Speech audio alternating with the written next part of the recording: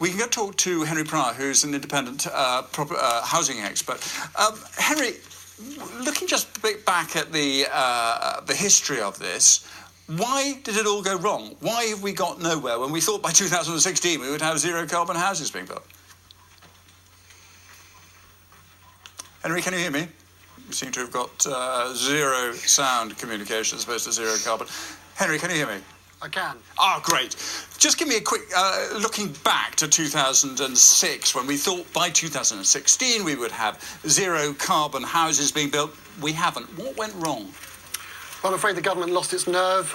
We've had several general elections, Jamie, since then, of course, and the infamous referendum distraction in Westminster has meant that, I'm afraid, politicians of all colours, all persuasions have decided to concentrate on other things. You may remember they brought in the bar chart style fridge energy certificate with the ill-fated home information pack, and I'm afraid that that's about as much as has ever been done, other than a change to the law on properties that are let, where they now have a floor above, or below which I should say, it's now not possible to let a property if it's too energy inefficient. From the point of view of the house builders, the building companies, are they worried it's just going to be too expensive to do all this stuff?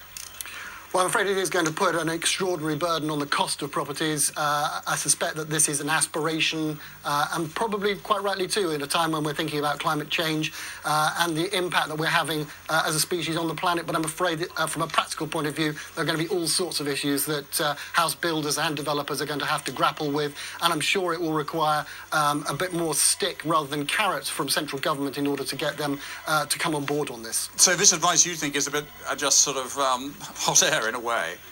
Well, I'm afraid we may well end up having to use hot air to keep our homes warm if this was to come to pass, whilst technology is allowing us to look at alternatives, ground heat source, for example, wind and solar all playing a part, adding to the mix when it comes to how we heat our homes now and in the future. Technology still has got to catch up, particularly if we're going to do it on a mass scale that's going to have a sensible impact on the planet. Is there, I know we've got other distractions going on at the moment, but is there any political will to make these kind of changes? I think there is. I mean, the green agenda comes to us every general election, whilst at the moment we may all feel that there's only one topic that's dominating central politics at the moment.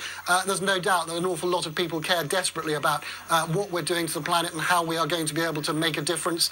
Housing, as the reports that have been published today clearly indicate, is a significant contribution to global warming, and doing something about that is something that politicians are going to have to deal with when they answer to the electorate as they do every 5 years. Henry, thank you very much indeed, Henry Pryor.